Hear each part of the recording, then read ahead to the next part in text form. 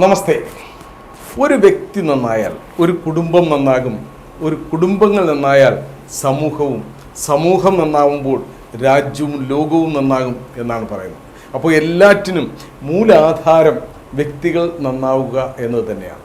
ഈ മലീനസമായ നമ്മുടെ ഇപ്പോഴത്തെ സമൂഹം, അതുപോലെ മലീനസമായ ഇന്നത്തെ പുതിയ തലമുറയ്ക്ക് മൂല്യച്യുതി സംഭവിച്ചുകൊണ്ടിരിക്കുകയാണ്.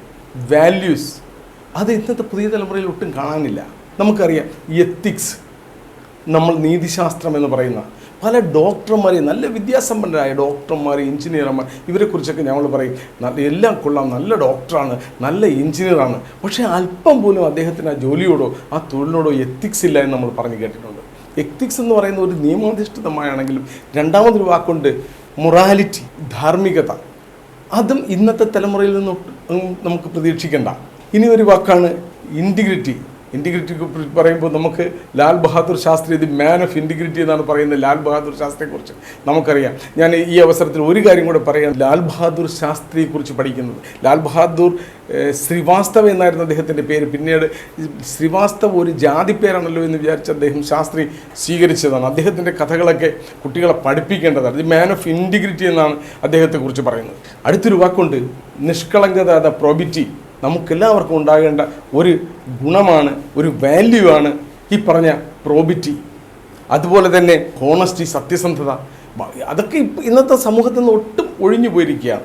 അതുകൊണ്ടാണ് ഞാൻ പറയുന്നത്, ഇത്തരം മൂല്യങ്ങളുള്ള, ഇത്തരം വാല്യൂസ് ഉള്ള ഒരു പുതിയ തലമുറയെ വാർത്തെടുക്കാൻ നമുക്ക് കൃത്യമായും നല്ല ഒരു പേരൻറ്റിങ് നമ്മൾ പഠിച്ചിരിക്കണമെന്ന്. അപ്പോൾ ഈ സമൂഹത്തിൽ പെട്ടെന്നൊരു ചേഞ്ച് സൃഷ്ടിക്കുക എന്ന് പറയുന്നത് വളരെ ശ്രമകരമായ കാര്യമാണ്. എന്നാൽ അത് തുടങ്ങേണ്ടത് കൊച്ചു കുട്ടികളിൽ നിന്നാണെന്നാണ് നമ്മുടെ മുൻ പ്രസിഡന്റ് കൂടിയായിരുന്ന APJ അബ്ദുൽ കലാം സാർ പോലും പറഞ്ഞിരിക്കുന്നത്. എല്ലാ കുട്ടികളും ജനിക്കുന്നത് ഒരേ ബുദ്ധിയും ഒരേ ചിന്താശക്തിയും ആണെന്നിരിക്കെ എവിടെയാണ് തിരുത്തപ്പെടേണ്ടത്? അതെ, അത് പേരൻറ്റിങ് തന്നെയാണ്.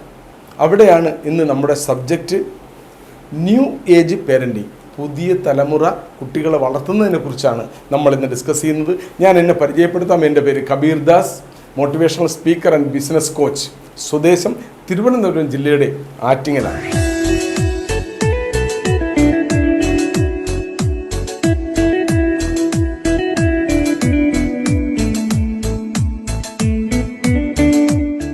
എന്തിനും ഏതിനും കോച്ചിങ് ഉള്ള നമ്മുടെ നാട്ടിൽ പട്ടിയെ വളർത്താനും കോഴിയെ വളർത്താനും പോലും ഇന്ന് കോച്ചിങ് ഉണ്ട്.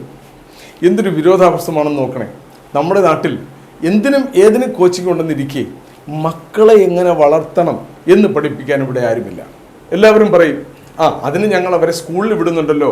പഠിപ്പിക്കുക എന്നത് സ്കൂളിലെ അവരുടെ പണിയാണ്, അത് അവർ നോക്കിക്കോളൂ എന്ന് പറയും. ലോകം കാക്കേണ്ട പുതിയ തലമുറയ്ക്ക് കഞ്ഞിയും അധോ ലോക ക്രിമിനലുകൾക്ക് ജയിലിൽ സമ്പുഷ്ടമായ ആഹാരവും നൽകുന്ന നമ്മുടെ വ്യവസ്ഥിതിയിൽ സ്കൂളുകൾ പോയി കുറേ കുട്ടികൾ പഠിക്കും. അങ്ങനെയാണെങ്കിൽ ഇപ്പോഴത്തെ ഈ സ്ഥിതി ഉണ്ടായില്ല എന്നല്ലോ.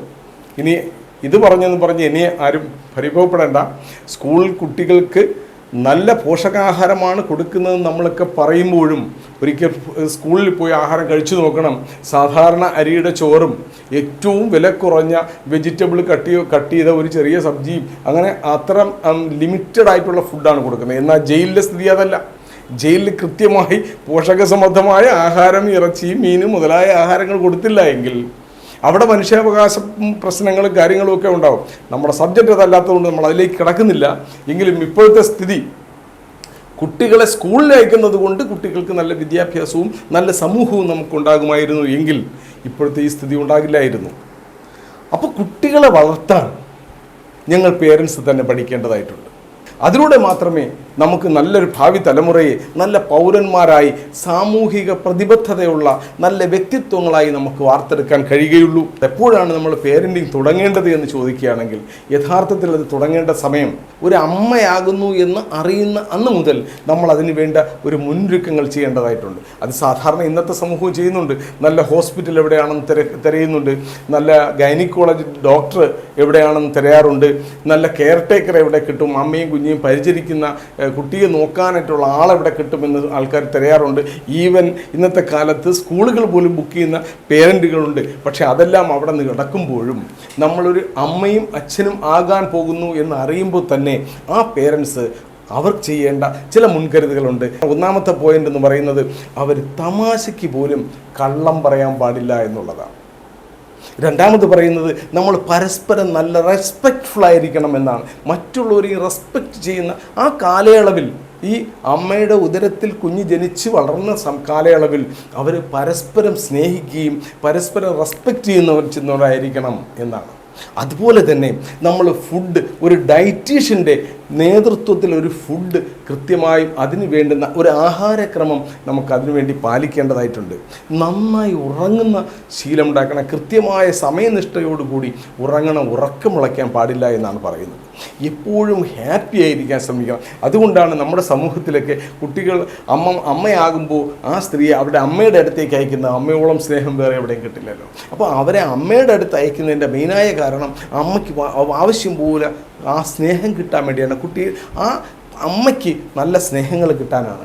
അതുപോലെ തന്നെ ഏറ്റവും വലിയ ഇമ്പോർട്ടൻ്റ് ഉള്ള കാര്യം എന്ന് പറയുന്നത് നല്ല ബുക്കുകൾ വായിക്കുന്ന ശീലം. ചില കുട്ടികളൊക്കെ PSC ഒക്കെ കോച്ചിങ് പഠിക്കുന്ന കുട്ടികളാണെങ്കിൽ ഏറ്റവും നല്ല സമയം എന്ന് പറയുന്നത് പ്രഗ്നൻസി ടൈമാണ് പഠിക്കാൻ. കാര്യം കൂടുതൽ ബുക്കുകൾ വായിക്കുകയും പഠിക്കുകയും ചെയ്യുന്നത് ഈ സമയത്ത് വളരെ നല്ലതാണ്. നമ്മുടെ ചരിത്രങ്ങളിൽ തന്നെ നമുക്ക് കാണാം, പത്മവ്യൂഹം ഭേദിക്കാൻ അഭിമന്യു പഠിച്ചത് യഥാർത്ഥത്തിൽ ഗർഭാവസ്ഥയിലായിരുന്നു എന്നാണ് നമ്മൾ കേട്ടിട്ടുള്ളത്, പഠിച്ചിട്ടുള്ളത്.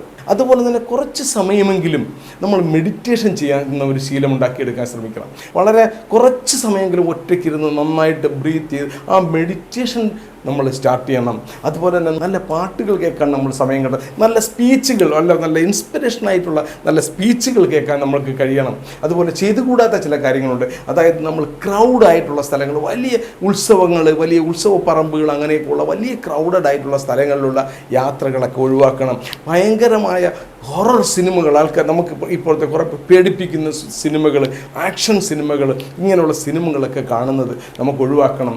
പരിചയമില്ലാത്ത പുതിയ ആഹാര രീതികൾ, നമ്മൾ ഇന്നുവരെ കഴിച്ച് ശീലമില്ലാത്ത പുതിയ ആഹാരങ്ങളൊക്കെ ഒഴിവാക്കണം. ഇങ്ങനെ പിന്നെ ഹോസ്പിറ്റലിൽ ആരെങ്കിലും സുഖമില്ലാതെ കിടക്കുന്നു എന്ന് പറയുമ്പോൾ നമ്മുടെയൊക്കെ സമൂഹത്തിൽ നമ്മൾ എത്രയും പെട്ടെന്ന് അസുഖം അറിയാനൊക്കെ പോകുന്ന രീതിയുണ്ട്. അതെല്ലാം ഈ അമ്മയാകാൻ പോകുന്ന സ്ത്രീകൾ അതെല്ലാം ഒഴിവാക്കി. ഇതൊക്കെയാണ് നമ്മൾ ഒരു അമ്മയാകുമ്പോൾ അച്ഛനും അമ്മയും, ആ പേരൻറ്റ് ചെയ്യേണ്ട മുന്നൊരുക്കങ്ങൾ എന്ന് പറയുന്നത്. പിന്നെയാണ് ഇന്നത്തെ തലമുറയുടെ പേരൻറ്റിങ്ങിനെ കുറിച്ച് പറയുമ്പോൾ 1-2 കാര്യങ്ങൾ എടുത്തു പറയേണ്ടതായിട്ടുണ്ട്. പണ്ട് കാലങ്ങളിൽ കമ്പൈൻഡ് ഫാമിലി ആയിരുന്നു, കൂട്ടുകുടുംബങ്ങളായിരുന്നു. വീട്ടിലെ അച്ഛനും കൊച്ചച്ഛനും മാമനും ഒക്കെ ഉണ്ടാകും. കുട്ടികളുടെ ഒരേ പ്രായത്തിൽ തന്നെയുള്ള 4-5 കുട്ടികൾ ആ വീട്ടിലുണ്ടാവും. പക്ഷേ ഇന്ന് അങ്ങനെയല്ല, ചെറിയ ചെറിയ ഫാമിലിയാണ്. അതുകൊണ്ട് എന്താണ് വ്യത്യാസം? പണ്ട് ഫുഡ് കഴിക്കുമ്പോൾ എല്ലാവരും കൂടി വട്ടം കൂടി ഒരുമിച്ചിരുന്നാണ് ഫുഡ് കഴിക്കുന്നത്. പക്ഷേ ഇന്നത്തെ നമ്മുടെ ന്യൂക്ലിയർ ഫാമിലിയിൽ അച്ഛൻ ജോലിക്ക് പോകുന്നത് വേറൊരു സമയത്തായിരിക്കും, അമ്മ മറ്റൊരു ഷിഫ്റ്റിലായിരിക്കും. അപ്പോൾ ഫുഡ് കഴിക്കുന്നത് പോലും അവരവരുടെ സമയത്ത് അവരവരുടെ റൂമിലോ നിന്നോ ഒക്കെയാണ് ഫുഡ് കഴിക്കുന്നത്. അതുപോലെ തന്നെ എൽഡേഴ്സിൻ്റെ ഒരുപാട് ഗൈഡൻസ് നമ്മൾ കമ്പൈൻ ഫാമിലികളിൽ കിട്ടും. അതായത് ഒരു കുട്ടി തെറ്റ് ചെയ്യുകയാണെങ്കിൽ അതിൻ്റെ മുതിർന്ന കുട്ടി പറയും, നോ അങ്ങനെ ചെയ്യാൻ പാടില്ല, അവനെ പിടിച്ചുകൊണ്ട് നടക്കാൻ, അവന് കാര്യങ്ങൾ പറഞ്ഞു കൊടുക്കാൻ നമുക്ക് ഇന്ന് കമ്പൈൻ ഫാമിലി ആളുണ്ടായിരുന്നു. പക്ഷേ ഇവിടെ ഈ ന്യൂക്ലിയർ ഫാമിലി ഇന്നത്തെ ജീവിത സാഹചര്യത്തിൽ അങ്ങനെ ഒരു ആവശ്യവും വരുന്നില്ല. മൂന്നാമത്തത് നല്ല കൾച്ചറുകൾ പഠിച്ചിരുന്നു. മോനെ ഇത് അച്ഛനാണ്, അച്ഛൻ്റെ ചേട്ടനെ മൂത്തച്ഛൻ അല്ലെങ്കിൽ അച്ഛൻ്റെ അനിയൻ കൊച്ചച്ഛൻ എന്നാണ് നമ്മൾ പറയുന്നത്. ഈ കൊച്ചച്ഛൻ എന്ന് പറയുന്ന അച്ഛനോളം ബഹുമാനിക്കപ്പെടേണ്ട വ്യക്തിയാണ്. ഇത് അങ്കിളാണ്, അങ്കിൾ എന്ന് പറഞ്ഞാൽ അങ്കിളിനെ അങ്ങനെ ബഹുമാനിക്കണം. അപ്പൂപ്പൻ അച്ഛൻ്റെ അച്ഛനാണിത്, അച്ഛൻ്റെ അമ്മയാണ് അല്ലെങ്കിൽ അമ്മയുടെ അമ്മയാണ് എന്നൊക്കെ രീതിയിൽ ഈ ഓരോരോ രീതിയിലുള്ള കൾച്ചറുകളും കസ്റ്റമും നമ്മൾ നേരത്തെ നിലനിർത്തി പോരുന്നു. അതിൻ്റെ ബഹുമാനവും കൊടുത്തിരുന്നു. പക്ഷേ ഇന്നത്തെ സമൂഹത്തിൽ അങ്ങനെ ഒന്നുമില്ല. കാര്യം നമ്മളങ്ങനെയുള്ള ഒരു ആരെയും കാണുന്നില്ല. അച്ഛനും അമ്മയും ഞാനും മോനും എന്ന് പറയുന്നത് പോലെ ചില സ്ഥലങ്ങളിൽ അച്ഛനും അമ്മയും 2 കുട്ടികൾ കാണുമെങ്കിൽ ചില സ്ഥലങ്ങളിൽ 1 കുട്ടികൾ മാത്രമേ ഉണ്ടാവുന്നുണ്ട്. പിന്നെ പണ്ട് കാലത്തുള്ളൊരു പ്ലസ് പോയിന്റ് എന്ന് പറയുന്ന ഒരു വലിയൊരു അനുഗ്രഹം എന്ന് പറയുന്നത് നമ്മുടെ കുട്ടികളൊക്കെ വയസ്സായ അപ്പൂപ്പന്മാരുടെയും അമ്മൂമ്മമാരുടെയും അടുത്തൊക്കെ ചെന്നിരിക്കുമ്പോൾ അവർ വൈകുന്നേരങ്ങളിൽ നല്ല കഥകളൊക്കെ പറഞ്ഞു കൊടുക്കും. അതിൽ കൂടെ കുട്ടികൾക്ക് മാനസിക വളർച്ച ഉണ്ടാവാൻ ഒരുപാട് സഹായിക്കും. അതായത് കഥകളെന്ന് പറയുമ്പോൾ പണ്ട് അർജുനനെ കുറിച്ചും ആരോഗ്യവാനായ ഭീമൻ്റെ കഥയും സത്യസന്ധനായ രാമൻ്റെ കഥയും ഹനുമാൻ്റെ കഥയും അങ്ങനെയൊക്കെ ഉള്ള കുട്ടികളിൽ ഇൻസ്പിറേഷനുള്ള കഥകളൊക്കെ പറഞ്ഞു കൊടുക്കുകയും അതിൽ കൂടി അവർക്ക് നമ്മുടെ പുരാണങ്ങളെക്കുറിച്ചൊക്കെ നല്ല അറിവുള്ള കുട്ടികളായി വളർന്നു വരാനും അത് സഹായിച്ചിരുന്നു. പക്ഷേ ഇന്നത്തെ തലമുറയിൽ അവർക്ക് ആകെ കിട്ടുന്നത് സോഷ്യൽ മീഡിയയിൽ കൂടെ കിട്ടുന്ന എന്തെങ്കിലും തമാശ പരിപാടികളോ അല്ലെങ്കിൽ ഈ കോമിക്കായിട്ട് നമ്മൾ ഉണ്ടാക്കിയ ചില ഇതൊക്കെയാണ് നമ്മൾ കണ്ടുകൊണ്ടിരിക്കുന്നത്. അപ്പോൾ അതെല്ലാം ഇന്നത്തെയും നേരത്തെയുമുള്ള തലമുറകളിൽ വ്യത്യാസങ്ങൾ വരുത്തിയിരുന്നു എന്നാണ് ഞാൻ പറയാൻ വരുന്നത്. ഇനി ഒരു കുട്ടി ജനിച്ചു കഴിഞ്ഞാലത്തെ സ്ഥിതി, കുട്ടികൾ ജനിച്ചു കഴിയുമ്പോൾ അവരെല്ലാം കാണുന്നത് പേരൻസിൻ്റെ കണ്ണുകളിൽ കൂടെയാണ്. അവരെ നമ്മൾ കണ്ടിട്ടുണ്ട്. കൊച്ചു കുട്ടികൾ അമ്മയും അച്ഛനും അടുത്തടുത്തിരുന്ന് അച്ഛൻ അമ്മയെ ഒരു ഉമ്മ വയ്ക്കുമ്പോൾ, അല്ലെങ്കിൽ അമ്മ അച്ഛനൊരു ഉമ്മ കൊടുക്കുമ്പോൾ കുട്ടി എന്ത് ആഹ്ലാദത്തോടെയാണ് നോക്കുന്നത്. എന്നിട്ട് അവനും കൂടി ഒരു ഉമ്മ വയ്ക്കാൻ തോന്നുന്ന രീതിയിൽ അതെല്ലാം കുട്ടി കണ്ടാണ് പഠിക്കുന്നത്. അച്ഛൻ കൈയും കാലും അനക്കുമ്പോൾ അവനും കിടന്നുകൊണ്ട് കൈയും കാലും അനക്കും. അല്ലെ, എല്ലാം വാച്ചിങ് ഏജ് എന്നാണ് പറയുന്നത്. ആ സമയത്ത് എല്ലാ കുട്ടികൾ കണ്ടാണ് പഠിക്കുന്നത്. ആ നിമിഷം നമ്മളൊരു ശക്തമായി അച്ഛൻ ഞണ്ട് ദേഷ്യത്തെ അമ്മയോട് എന്തെങ്കിലും പറഞ്ഞാൽ കുട്ടി കിടക്കുന്ന കുട്ടി പോലും ഞെട്ടുന്നത് നമ്മൾ കാഴ്ചകൾ നമ്മൾ കണ്ടിട്ടുണ്ട്. അപ്പോൾ ആ സമയത്ത് കുട്ടികളിൽ എപ്പോഴും നമ്മളെങ്ങനെ കണ്ടുകൊണ്ടേയിരിക്കും. അവനെല്ലാം ഈ കണ്ടാണ് പഠിക്കുന്നത്. അപ്പോൾ നമ്മൾ രണ്ട് തരത്തിലുള്ള കുട്ടികളെ നമ്മൾ കാണാറുണ്ട്. ഒന്ന്, എപ്പോഴും ചടഞ്ഞുകൂടിയിരിക്കുന്ന കുട്ടികളെ കാണാം. ചില കുട്ടികൾ ഭയങ്കര ആക്റ്റീവായി ചിരിച്ച് കളിച്ച് ഉല്ലസിച്ച് നടക്കുന്ന കുട്ടികളെ കാണാം. അതെന്തുകൊണ്ടാണ് കുട്ടികൾ ഇങ്ങനെ ആകുന്നതെന്ന് വെച്ചാൽ ഈ ചടഞ്ഞുകൂടിയിരിക്കുന്ന കുട്ടികളെ എപ്പോഴും നമ്മൾ വഴക്ക് പറയുകയും എപ്പോഴും അവനെ കമ്പയർ ചെയ്യുകയും അവനെ എപ്പോഴും കുറ്റപ്പെടുത്തുകയും അവനെ എപ്പോഴും ഒറ്റപ്പെടുത്തുകയൊക്കെ ചെയ്യുമ്പോൾ കുട്ടികൾ അങ്ങ് വളരെ വിഷണരായി ചടഞ്ഞു കുത്തി ആരുമായിട്ട് കൂടുതൽ അറ്റാച്ച്മെൻ്റ് ഇല്ലാത്ത രീതിയിലേക്ക് പോകുന്നത് കണ്ടിട്ടുണ്ട്. എന്നാൽ ചില കുട്ടികൾ ഭയങ്കര ഹാപ്പി ആയിരിക്കും, അവൻ എപ്പോഴും ആക്റ്റീവായിരിക്കും. എന്തുകൊണ്ടെന്നാൽ അവൻ എപ്പോഴും നല്ല അറ്റൻഷൻ കിട്ടുന്നു എങ്കിൽ, അവൻ എപ്പോഴും നല്ല കെയർ കിട്ടുന്നു എങ്കിൽ, അവൻ നല്ല സെക്യൂരിറ്റി ഫീൽ ചെയ്യുന്നു എങ്കിൽ, അവന് വളരെ അപ്രിസിയേഷൻ കിട്ടുന്നുവെങ്കിൽ ആ കുട്ടികൾ എപ്പോഴും വലിയ ആക്റ്റീവായിരിക്കും എന്നാണ് പറയുന്നത്. അതുപോലെ തന്നെ കുട്ടികൾക്ക് നമുക്കൊരു തോന്നലുണ്ട്, കുട്ടികൾക്ക് വലിയ ഫീലിങ്സ് ഒന്നുമില്ല. യഥാർത്ഥത്തിൽ ഭയങ്കര തെറ്റായ ധാരണയാണ്. അവരെ ബിഹേവിയർ ആണ് വെളിയിൽ കാണുന്നത്, അവരെ ഫീലിങ്സ് നമ്മൾ കാണുന്നില്ല. കുട്ടികളുടെ മനസ്സിനകത്ത് എന്തുമാത്രം ഫീലിങ്സ് ഉണ്ടോ അത് നമ്മൾ കാണുന്നില്ല. നമ്മൾ കാണുന്നത് അവർ കാണിക്കുന്ന ബിഹേവിയറാണ്. ചിലത് കുട്ടികൾ കിടന്ന് ഓടും, തറയിൽ കിടന്ന് ഉരുണ്ടുകളയും, കരയും, കള്ളം പറയും, ഗുരുത്തകൾ, ഇത്തരം ആക്ടിവിറ്റികൾ കുട്ടികൾ ചെയ്യുന്നത് അവരെ ആ ആക്ടിവിറ്റികളെയാണ് നമ്മളെപ്പോഴും കറക്റ്റ് ചെയ്യാൻ ശ്രമിക്കുന്നത്. പക്ഷേ എന്നാൽ ആ ആക്ടിവിറ്റികൾ ചെയ്യുന്നതിൻ്റെ പിന്നിൽ അവർ കുറച്ച് ഫീലിങ്സ് ഉണ്ട്. അത് നമുക്ക് ഐസ്ബർഗുമായിട്ട് കമ്പയർ ചെയ്യാമെന്നാണ് പറയുന്നത്. അതായത് ഒരു ഐസ്ബർഗിൻ്റെ 80% വെള്ളത്തിനടിയിലായിരിക്കും, 20% മാത്രമാണ് വെള്ളത്തിൻ്റെ മുകളിൽ കാണുന്നത്. കുട്ടികളുടെ ബിഹേവിയർ അത് 20% ആണ് കാണാൻ കഴിയുന്നത്. പക്ഷേ അവൻ്റെ ഫീലിങ്സ് എന്ന് പറയുന്നത് വെള്ളത്തിൻ്റെ അടിയിൽ, ഐസ്ബർഗിൽ വെള്ളത്തിനടിയിൽ എന്തുമാത്രം ഉണ്ട് എന്ന് പറയുന്നവർക്ക് 80% ഫീലിങ്സ് ആ കുട്ടിയിലുണ്ട്. അത് നമ്മൾ കാണണം. കുട്ടി ബിഹേവിയർ എന്ന് പറഞ്ഞാൽ അവൻ ഭയങ്കര ആങ്കറാണ്, ഭയങ്കര ദേഷ്യക്കാരനാണ്. അവൻ കിടന്ന് സ്ക്രീൻ ഭയങ്കരമായിട്ട് ഓടും, ബഹളം വയ്ക്കും, ഈ ഇൻടോളറൻ്റ് ആവും, കൺട്രോൾ ഇല്ലാതെ കിടന്ന് ഓടും, കള്ളം പറയും, ഹൈഡിങ് ചെയ്യും, തറയിൽ കിടന്ന് ഉരുളും. ഇതെല്ലാം അവൻ്റെ ബിഹേവിയറാണ്. പക്ഷേ അവൻ്റെ ഫീലിങ്സുകളുണ്ട്. അവൻ്റെ സാഡ്നെസ്, അൺഇൻവോൾവ് ആവുക, അത് ഹോപ്പ്ലെസ്നെസ് ഇരിക്കുക, അൺഷുവർ ആയിട്ടിരിക്കുക കുട്ടി, അത് നെർവസ് ആവുക, ഡിസ്ട്രസ്ഡ് ആവുക, ഇതെല്ലാം അവൻ്റെ ഫീലിങ്സാണ്, അവൻ്റെ മനസ്സിനകത്തെ ഫീലിങ്സാണ്. നമ്മുടെ ആ ഫീലിങ്സിനെയാണ് യഥാർത്ഥത്തിൽ കറക്റ്റ് ചെയ്യേണ്ടത്. പല കുട്ടികളെയും നമ്മൾ കണ്ടിട്ടുണ്ട്, അവരുടെ ആക്ടിവിറ്റി അവരെന്തുകൊണ്ട് അങ്ങനെ ചെയ്യുന്നു പേരൻസ് ശ്രദ്ധിക്കപ്പെടുന്നില്ല. ഉദാഹരണത്തിന് ഒരു കുട്ടി സ്ഥിരമായിട്ട് അവൻ കള്ളം പറയുകയാണ് എന്നിരിക്കട്ടെ. അവൻ കള്ളം പറയുന്നു എങ്കിൽ കൃത്യമായും എന്നോ ഒരിക്കൽ അവൻ സത്യം പറഞ്ഞപ്പോൾ അവനെ ഇത്രയും ഭയങ്കരമായിട്ട് ദേഷ്യപ്പെട്ട് അടിച്ച് അത് വലിയൊരു വിഷയമാക്കി എടുത്തു കാണും. അതുകൊണ്ട് ഇപ്പോൾ ഒരിക്കലും മാത്രമേ ഉണ്ടാവുന്നുണ്ട് പറയുന്നു എങ്കിൽ അവൻ എന്നോ ഒരിക്കൽ സത്യം പറഞ്ഞപ്പോൾ നിങ്ങൾ അവനെ ഒരുപാട് ഉപദ്രവിച്ചിട്ടുണ്ടാവും. ഒരു കൊച്ച് അവൻ്റെ സെൽഫ് എസ്റ്റീം കഷ്ടം ഇല്ലാത്ത ഒരു ക്യാരക്ടറാണെങ്കിൽ അവനെ ശരിയായിട്ട് നമ്മൾ എൻകറേജ് ചെയ്യാത്തത് കൊണ്ടാണ് അവൻ്റെ സെൽഫ് എസ്റ്റീം നഷ്ടപ്പെടുന്നതെന്നാണ് പറയുന്നത്. ലാക്ക് ഓഫ് റെസ്പെക്റ്റ് അതേഴ്സിനെ, മറ്റുള്ളവരെ അവൻ നന്നായിട്ട് റെസ്പെക്റ്റ് ചെയ്യുന്നില്ല എങ്കിൽ അതിൻ്റെ അർത്ഥം അവനെ നിങ്ങൾ റെസ്പെക്റ്റ് ചെയ്തിട്ടില്ല, അല്ലെങ്കിൽ അവനെ മറ്റുള്ളവരെ മുമ്പ് വെച്ച് നമ്മൾ ഒരുപാട് അവനെ താഴ്ത്തി കാണിച്ചിട്ടുണ്ട് എന്നുള്ളതാണ് പറയുന്നത്. അതുപോലെ അവൻ മറ്റുള്ളവരുമായിട്ട് ഭയങ്കര ജലസ് ഫീൽ ചെയ്യുകയാണെങ്കിൽ തീർച്ചയായും നിങ്ങൾ അവനെ റെഗുലറായിട്ട് അവനെ മറ്റുള്ളവരുമായി കമ്പയർ ചെയ്തിട്ടുണ്ട് എന്നാണ് പറയുന്നത്. അതായത് മറ്റുള്ള കുട്ടികളുമായി അവനെ കമ്പയർ ചെയ്ത് കഴിഞ്ഞാൽ അവന് മറ്റുള്ളവരുടെ അടുത്ത് ജലസി ഫീൽ ചെയ്യും. ആരെങ്കിലുമൊക്കെ വന്നാൽ അവൻ എന്തിങ്ങനെ, അതായത് ഒരു ജലസി ക്യാരക്ടറായിരിക്കും എല്ലാ കുട്ടികളുടെ അടുത്തും. എന്തുകൊണ്ടാണ്? അവനെ മറ്റുള്ളവരുമായി പേരൻസ് കൂടുതൽ സമയം കമ്പയർ ചെയ്തത് കൊണ്ടാണ് അങ്ങനെ ഉണ്ടാകുന്നതെന്നാണ് പറയുന്നത്.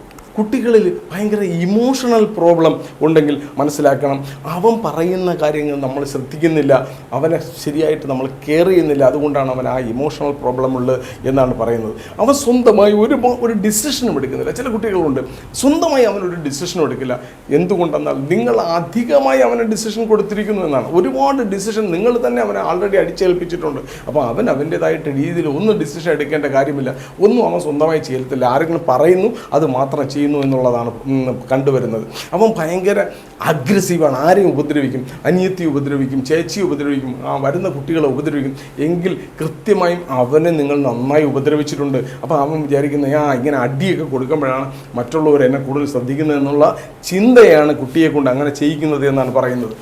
കുട്ടി കൂടുതലായിട്ട് റൂഡായിട്ട് മറ്റുള്ളവരുമായി പെരുമാറുകയാണെങ്കിൽ അവൻ്റെ മുമ്പ് വെച്ച് നിങ്ങൾ പരസ്പരം റൂഡ്ലി ബിഹേവ് ചെയ്തിട്ടുണ്ടാവും, അല്ലെങ്കിൽ നിങ്ങൾ മറ്റുള്ളവരെ അടുത്ത് ആ കുട്ടിയുടെ മുന്നിൽ വെച്ച് റൂഡ്ലി ബിഹേവ് ചെയ്തിട്ടുണ്ടാവും. അതുകൊണ്ടാണ് അങ്ങനെ ചെയ്യുന്നത്. അതുപോലെ തന്നെ ഗിൽറ്റി ഫീൽ ചെയ്യുകയാണ്, എപ്പോഴും അവനുമായിട്ട് ഗിൽറ്റി ഫീൽ ചെയ്യുകയാണെങ്കിൽ നിങ്ങൾ എപ്പോഴും അവൻ്റെ അടുത്ത് ഇത് നിൻ്റെ തെറ്റാണ്, നിൻ്റെ തെറ്റുകൊണ്ടാണ് ഇങ്ങനെ സംഭവിച്ചത്, നീയാണ് തെറ്റുകാരൻ. അപ്പോൾ കുട്ടി കഴിയുമ്പോൾ സത്യമാണ്, ഞാനാണ് തെറ്റുകാരൻ, അതുകൊണ്ടാണ് അവൻ ഗിൽറ്റി.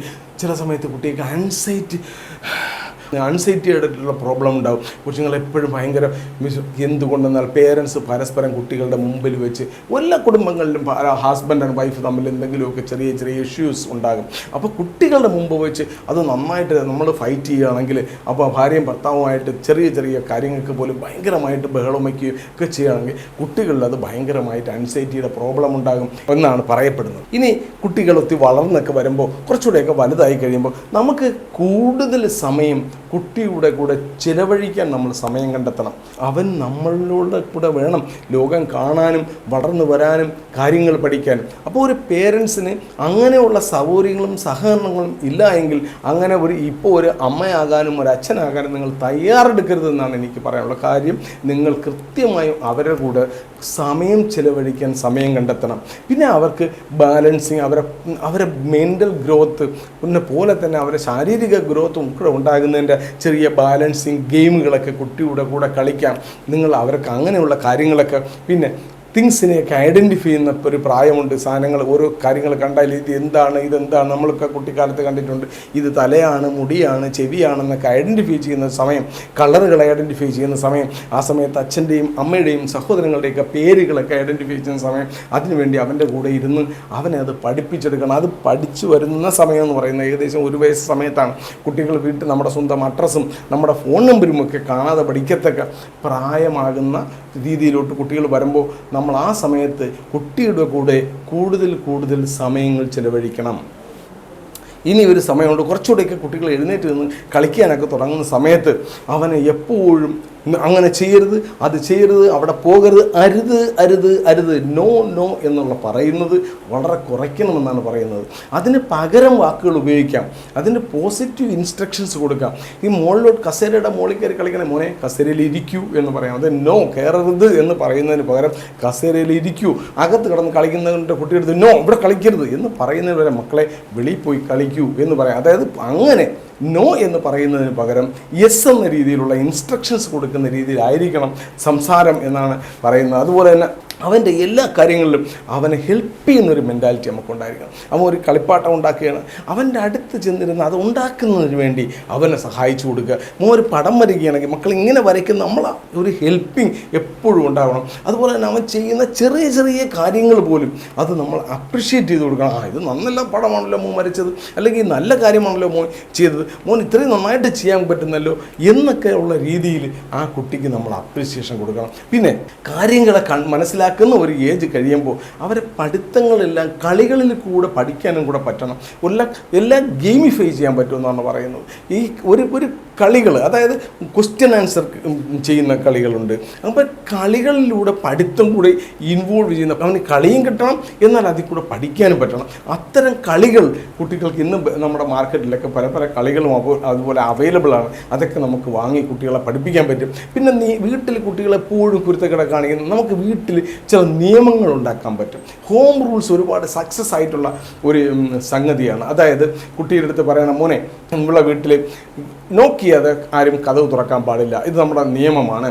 ഇവിടെ വന്ന് വെളിയിൽ നിന്ന് ലോക്ക് ചെയ്തിട്ട് വേണം അടുത്ത റൂമിലേക്ക് ചെന്ന് തുറക്കാൻ. മറ്റുള്ളൊരു മറ്റേ അച്ഛൻ്റെ റൂമിൽ വന്ന് തുറക്കുമ്പോഴും നോക്ക് ചെയ്യുക. അതുപോലെ തന്നെ മോൻ്റെ റൂമിലേക്കോ മറ്റൊരു റൂമിലേക്കോ നമ്മൾ ചെല്ലുമ്പോഴും നമ്മൾ നോക്ക് ചെയ്തിട്ട് പോകുന്നു. അതുപോലെ തന്നെ നമ്മുടെ വീട്ടിലെ നിയമമാണ്, വെളിയിൽ ആരെങ്കിലും വന്ന് കോളിംഗ് ബെല്ലടിച്ചാൽ വിൻഡോയിൽ കൂടെ നോക്കിയതിന് ശേഷമേ ഡോർ തുറക്കാവൂ.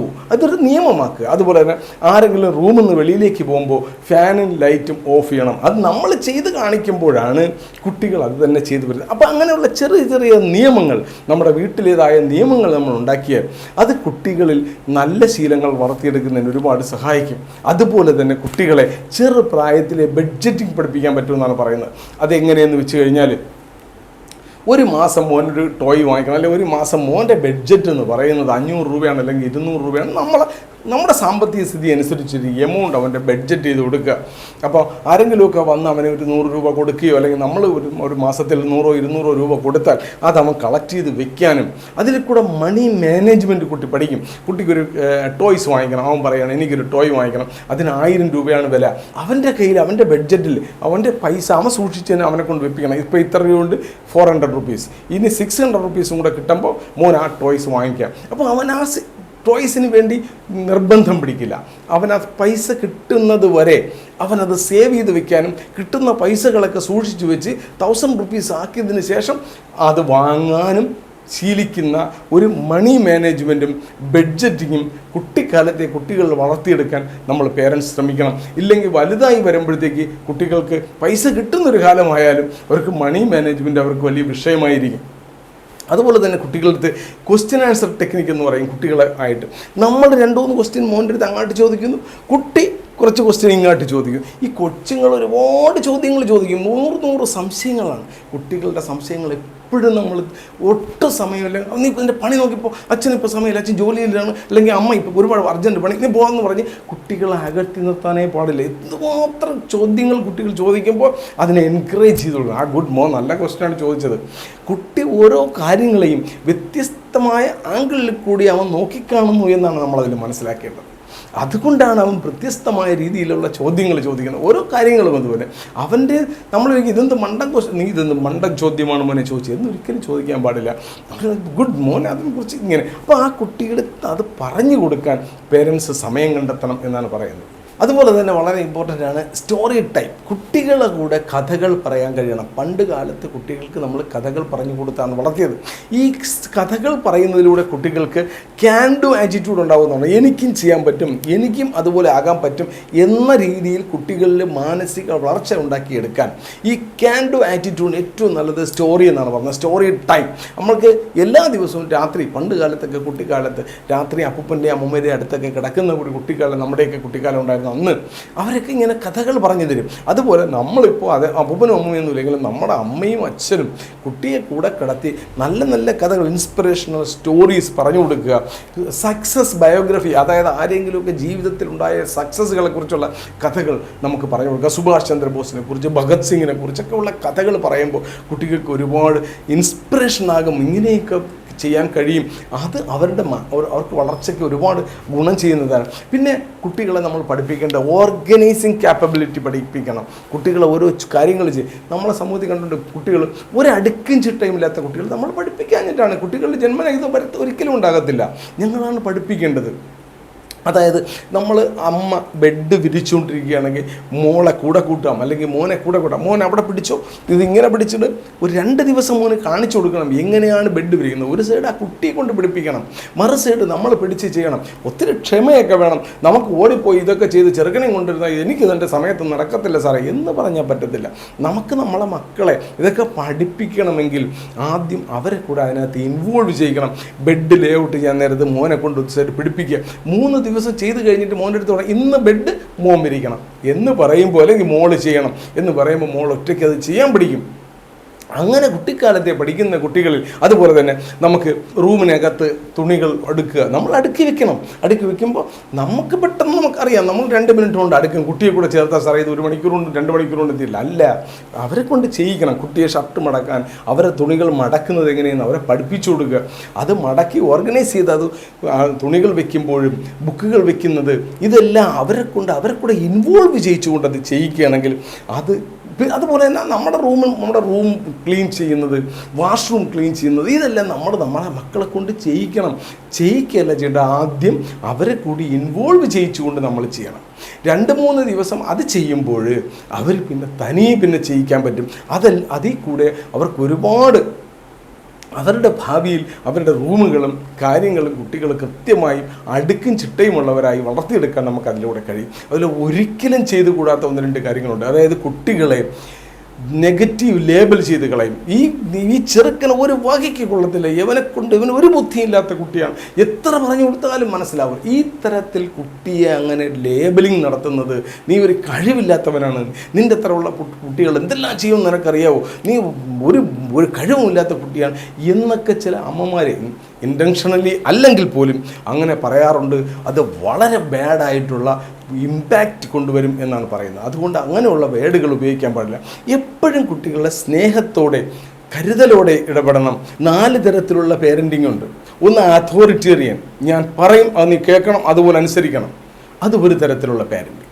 രണ്ടാമതൊരു ഉണ്ട് പെർമിസീവ്, നീ എന്ത് വേണോ ചെയ്തോ, എങ്ങാട്ടോ പൊയ്ക്കോ, അച്ഛനോ അമ്മയ്ക്കോ യാതൊരു ബോധറേഷനും ഇല്ല, കുട്ടിയെ പെർമിസീവായി വളർത്തുന്ന ഒരു തരം പേരൻറ്റിംഗ് ഉണ്ട്. നെഗ്ലിക്റ്റ്ഫുൾ ഉണ്ട്, അവരെക്കുറിച്ച് ചിന്തിക്കുന്നില്ല, മക്കളെക്കുറിച്ച് ഒന്നും ചോദിക്കുകയില്ല, എവിടെ പോയെന്ന് അച്ഛൻ അറിയില്ല, അമ്മയ്ക്കും അറിയില്ല. അങ്ങനെ നെഗ്ലിക്റ്റ്ഫുൾ ക്യാരക്ടറുള്ള പേരൻസ് ഉണ്ട്. 4 ഡെമോക്രാറ്റിക്. ഈ ഡെമോക്രാറ്റിക് ആയ പേരൻറ്റിംഗ് ആണ് നല്ലത്. കുട്ടികളുമായി വളരെ നല്ല അടുത്തിടപഴകുകയും അവരെവിടെ പോകുന്നു വരുന്നു എന്നതിനെക്കുറിച്ചൊക്കെ നല്ല രീതിയിൽ അവരുമായി മിക്സ് ചെയ്തിട്ടുള്ള ഒരു പേരൻറ്റിംഗ് രീതിയാണ് നല്ലത്. ഞാൻ പറഞ്ഞ ഈ 4 തരത്തിൽ നമുക്ക് എപ്പോഴും അഡ്വൈസബിൾ ആയിട്ടുള്ളത് ഈ ഡെമോക്രാറ്റിക് പേരൻറ്റിംഗ് ആണ്. പിന്നെ നമ്മൾ ഹെൽപ്ഫുള്ളായിട്ടുള്ള എൻകറേജ്മെൻറ്റാണ് കുട്ടിയെ കൊടുക്കാനുള്ളത്. അവർ ചെയ്യുന്ന വർക്കുകൾ ഹെൽപ്ഫുള്ളാണ്. അതിന് പകരം ഹാംഫുള്ളായിട്ടുള്ള പ്രഷറല്ല കൊടുക്കേണ്ടത്. കുട്ടിക്ക് ദോഷം ചെയ്യുന്ന രീതിയിൽ കുട്ടിയെ പ്രഷറൈസ് ചെയ്ത് കാര്യങ്ങൾ ചെയ്യിക്കുക അല്ല ചെയ്യേണ്ടത്. അതിന് പകരം ഹെൽപ്ഫുൾ എൻകറേജ്മെൻറ്റാണ് ചെയ്തത്. അവർക്ക് സപ്പോർട്ടാണ് ആവശ്യം.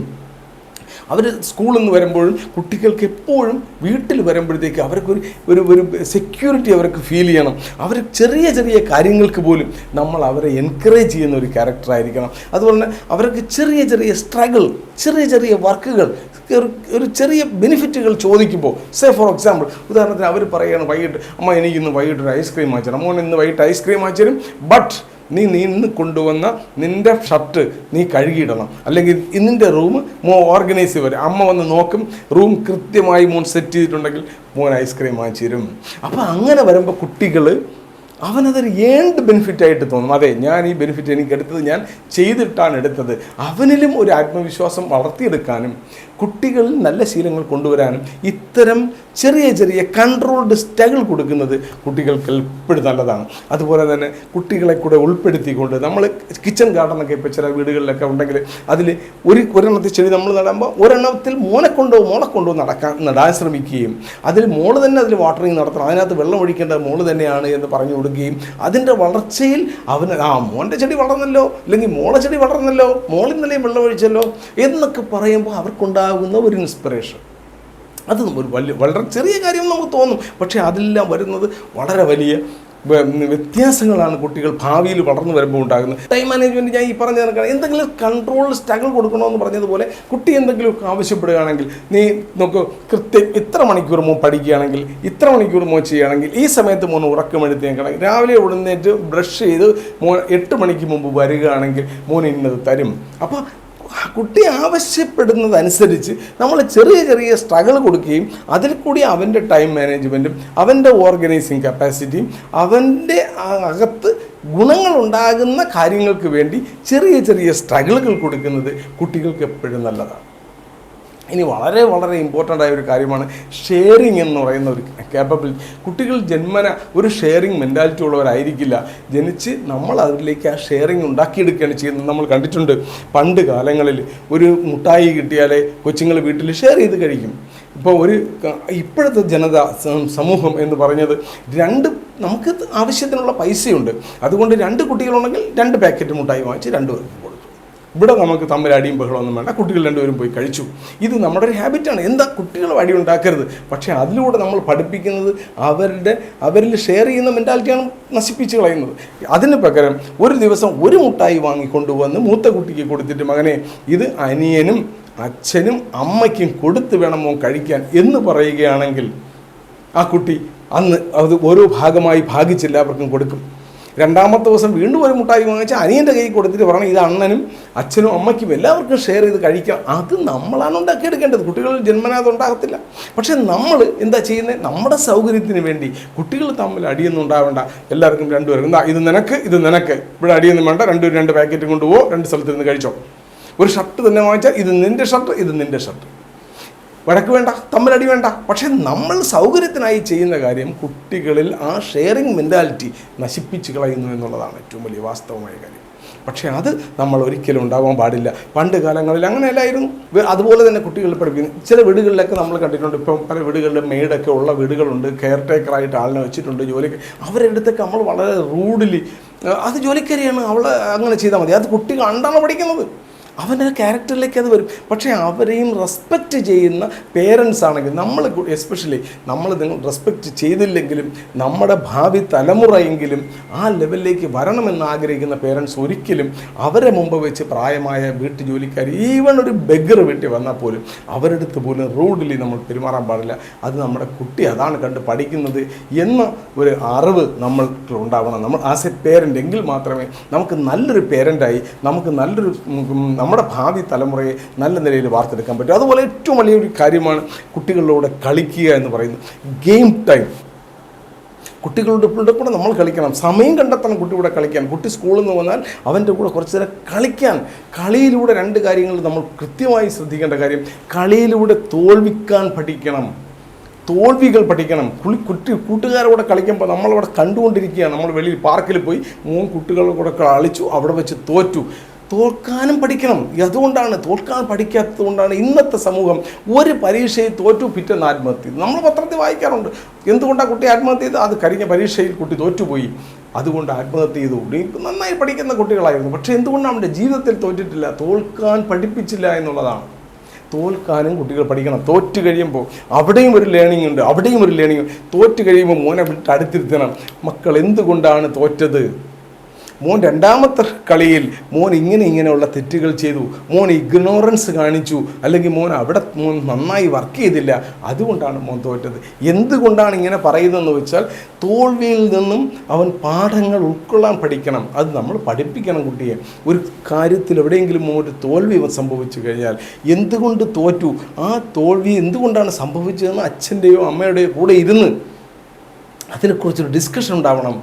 ഇന്ന കാര്യങ്ങളുകൊണ്ടാണ് തോറ്റത്. അങ്ങനെ നമ്മൾ ഡിസ്കഷൻ ചെയ്താൽ ഭാവിയിലും അവൻ എവിടെയെല്ലാമോ തോൽവി സംഭവിക്കുമോ ആ തോൽവിയിൽ നിന്ന് അവൻ പാഠങ്ങൾ ഉൾക്കൊള്ളുകയും പിന്നെ ഒരിക്കലും തോൽക്കാതിരിക്കാൻ അവന് ആത്മാർത്ഥമായി വർക്ക് ചെയ്യാനും അവന് കഴിയും. അപ്പോൾ തോൽക്കാനും പഠിക്കണം, തോൽവി കൂടെ കാര്യങ്ങൾ പഠിക്കാനും അവന് കഴിയണം. അതാണ് തോൽവിയെക്കുറിച്ചും ഗെയിമിനെക്കുറിച്ചും പറയാനുള്ളത്. ഇനി ഒരു ചെറിയ കാര്യം കൂടെ പറയാം.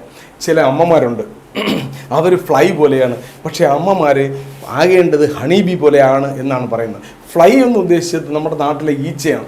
എവിടെയെല്ലാം കറങ്ങി നടന്നാലും അത് വളരെ വൃത്തിഹീനമായ സ്ഥലത്ത് പോയിരിക്കും. അതുപോലെയല്ല ഹണി ബി എത്രയെല്ലാം കറങ്ങിയാലും അവസാനം അത് പൂക്കളിലാണ് പോയിരിക്കുന്നതെന്ന് പറഞ്ഞിട്ട്.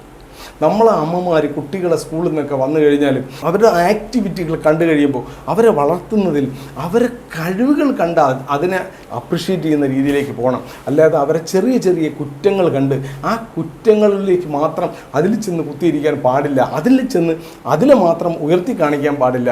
അവരുടെ നല്ല കാര്യങ്ങൾ, അതായത് ഹണീബിയെ പോലെ അവരുടെ പൂക്കളിൽ പോയി ഇരിക്കണം എന്നാണ് പറയുന്നത്. അതായത് ചെറിയ ഇഗ്നോർ ചെയ്യാൻ പറ്റില്ല. ഒരു ചെറിയ കുട്ടികളല്ലേ, ഒരുപാട് തെറ്റുകൾ സംഭവിക്കാം.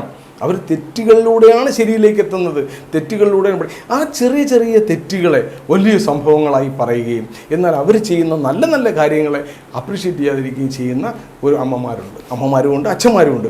അതൊരിക്കലും ശരിയായ കാര്യമല്ല. എപ്പോഴെല്ലാം നിങ്ങൾ അവസരങ്ങൾ നോക്കിയെടുക്കണമെന്നാണ് പറയുന്നത്. അവൻ എന്തെങ്കിലും ചെയ്യുന്നതിൽ ഒരു നല്ല കാര്യമുണ്ടെങ്കിൽ ആ നല്ല കാര്യം കണ്ട ഉടൻ തന്നെ അപ്രിഷ്യേറ്റ് ചെയ്യാൻ ശ്രമിക്കണം. ചില അമ്മമാരെ കണ്ടിട്ടുണ്ട്, കുട്ടികളുടെ അച്ചീവ്മെൻറ്റുകളെ സ്വന്തം അച്ചീവ്മെൻറ്റുകൾ പറയും. കുട്ടികൾ നല്ല ഡാൻസിനൊക്കെ നല്ല പ്രൈസ് വാങ്ങിക്കൊണ്ട് വരുമ്പോഴത്തേക്ക് അമ്മ വളരെ കാര്യം, ഓ ഞാനെന്ത് മാത്രം കഷ്ടപ്പെട്ടില്ല, ആ കുട്ടിയുടെ ക്രെഡിറ്റ് എടുക്കുന്ന രീതി അതൊരിക്കലും നല്ലതല്ല. കുട്ടികളുടെ മനസ്സിൽ നമ്മൾ വിചാരിക്കും അതിലെന്താ ഇരിക്കുന്നു, നമ്മളൊന്നും പറഞ്ഞില്ലല്ലോ. നമ്മളെ കൂടുതൽ ഉയർത്തി കാണിക്കാൻ വേണ്ടി പറയും, എന്നെപ്പോലൊരു അമ്മയല്ലായിരുന്നു, എന്നെപ്പോലൊരു അച്ഛനല്ലായിരുന്നു, നമ്മൾ ഇത്രമാത്രം കൊണ്ടു നടന്ന് ഡാൻസ് പഠിപ്പിച്ചവരാണ് കുട്ടി.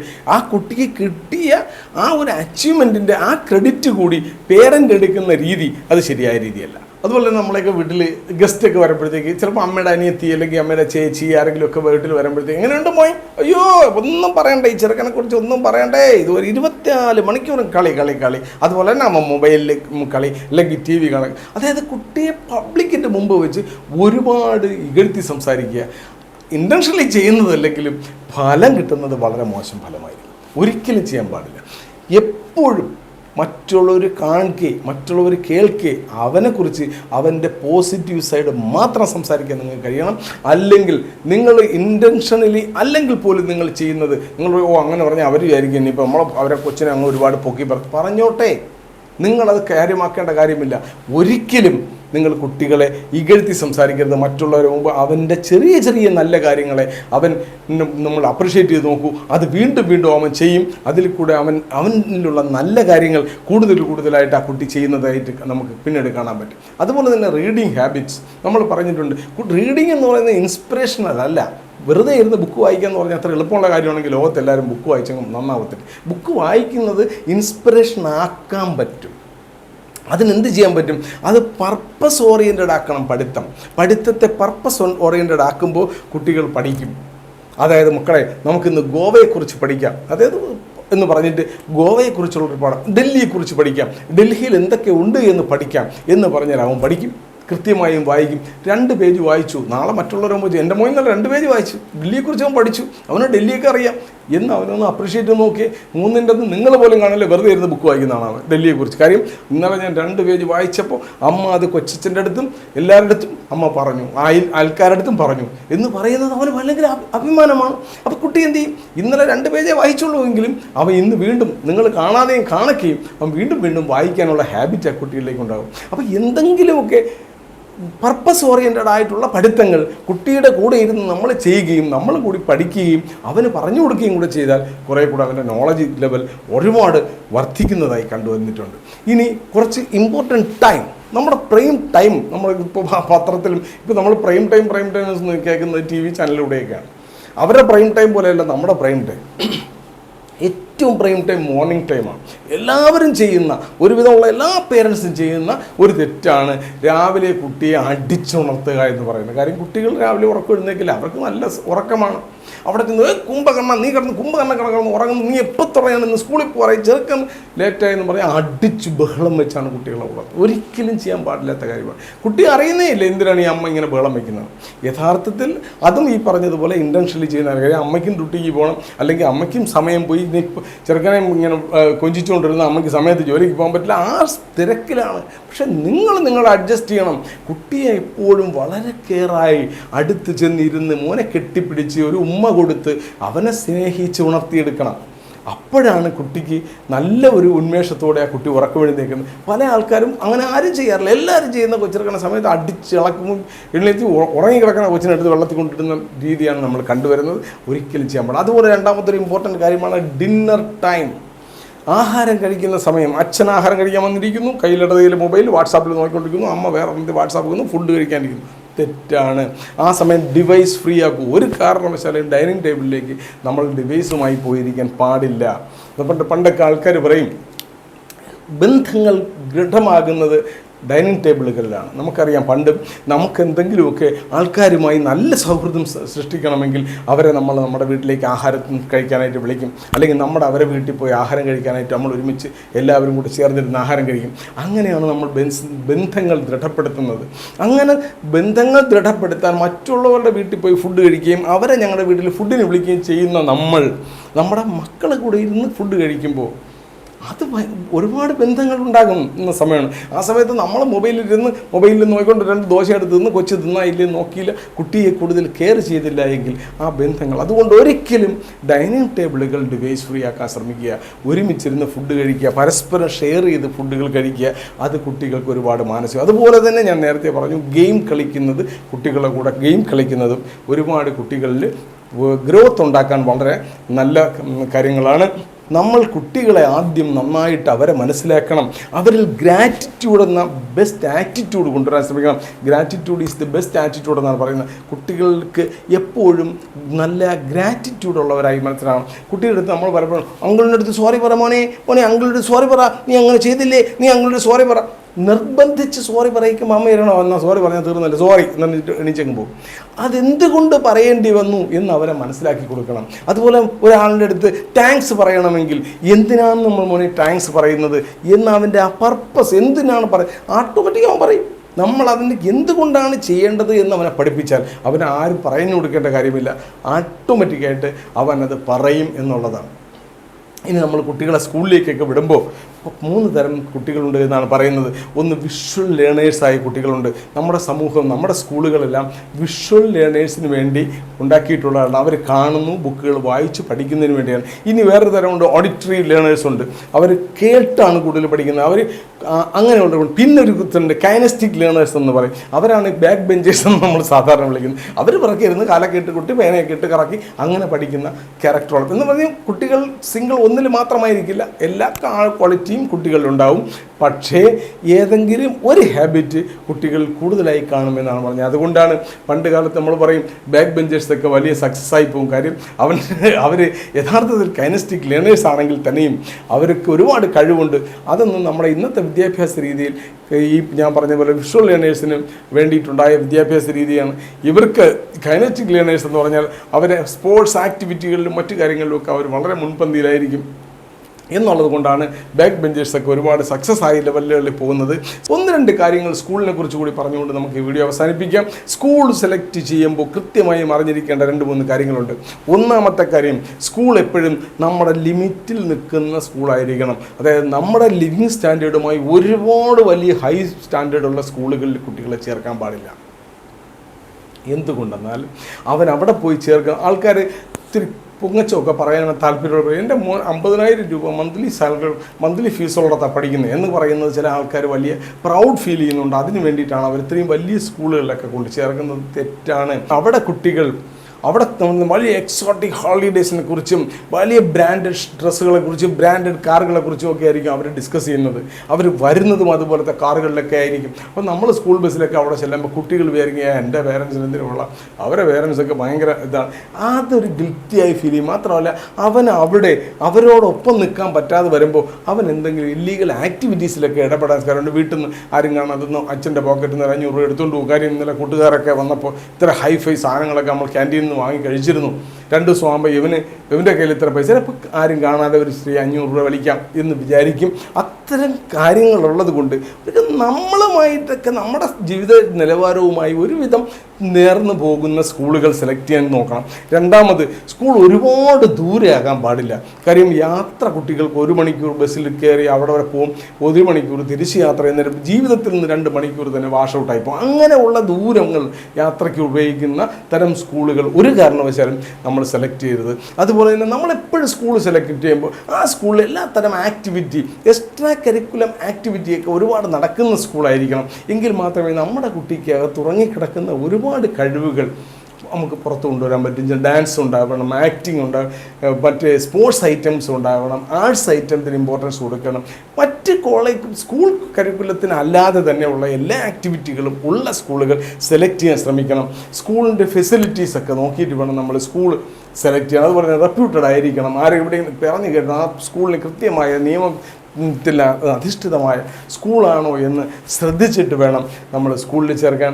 നിങ്ങൾക്കെല്ലാവർക്കും നമ്മുടെ കുട്ടികൾക്ക് വേണ്ടി ഒരുപാട് സമയം ചെലവഴിക്കാനും നിങ്ങൾ ശ്രദ്ധിക്കണം. നിങ്ങൾക്കെല്ലാവർക്കും നല്ലൊരു പേരൻ്റ് ആകാനും അതിലൂടെ നമുക്കൊരു നല്ല സമൂഹം ഉണ്ടാവാൻ, പുതിയൊരു തലമുറ, നല്ലൊരു തലമുറയെ വാർത്തെടുക്കാൻ ആകട്ടെ എന്ന് പറഞ്ഞുകൊണ്ട് ഇന്നത്തെ ഈ ക്ലാസ് ഇവിടെ അവസാനിപ്പിക്കുന്നു. ഒപ്പം ഇതിനു മുമ്പ് നമ്മൾ 1-2 വീഡിയോ ചെയ്തിരുന്നു.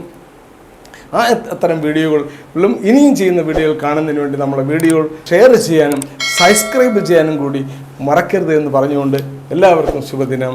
ജയ് ഹിന്ദ്.